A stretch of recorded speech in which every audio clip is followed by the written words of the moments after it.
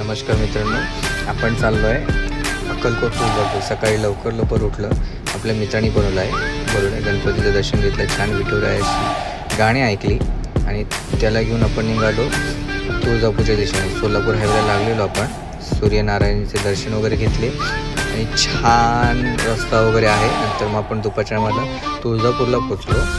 महाराजांना नमस्कार केला आणि पार्किंगला पोचतो. फुल गच्च पार्किंगला आपण जागा शोधत होतो.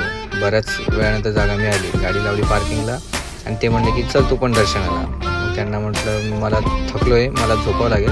तरी पण मी प्रवेशद्वारापर्यंत आलो. प्रवेशद्वाराचा फोटो काढला, त्यांचा फोटो काढला. प्रवेशद्वाराच्या इथे देवीला नमस्कार करून आम्ही निघालो आणि ते संध्याकाळीपर्यंत बाहेर 4 तासानंतर मग आम्ही आमचा परतीचा प्रवास केला अक्कलकोटचा. परत महाराजांना निरोप घेतला आणि अक्कलकोटच्या दिशेला लागलो आहे.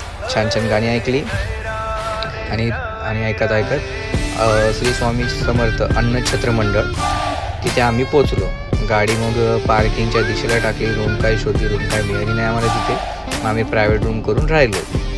आणि त्याच्यानंतर माझा बड्डे होता त्या दिवशी, म्हणून मला सरप्राईज दिला माझ्याच मित्रांनी. माझा केक आणला, बड्डे केला माझा. खूप छान वाटलं.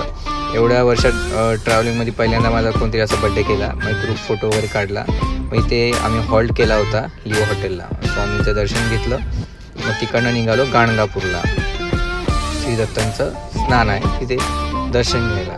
दुपारच्या टायमाला पोहोचलो. तिथे पार्किंगचा खूप त्रास झाला. नंतर म्हटलं चल बाहेरनं दर्शन घेऊ आपण. बाहेरनं दर्शन वगैरे घेतलं.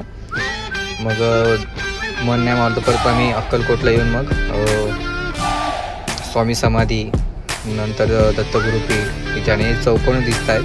याच्यात स्वामींचे पाय आहेत, पदस्पर्श. तर कधी कोणी गेलं तर त्याच्यामध्ये पाय ठेवू नका. हां, चला मित्रांनो, मग परतीचा प्रवास केला. नंतर कस्टमरकडनं फीडबॅक मागितला, त्यांनी फीडबॅक पाठवला. नमस्कार, चला मित्रांनो, पुन्हा भेटू.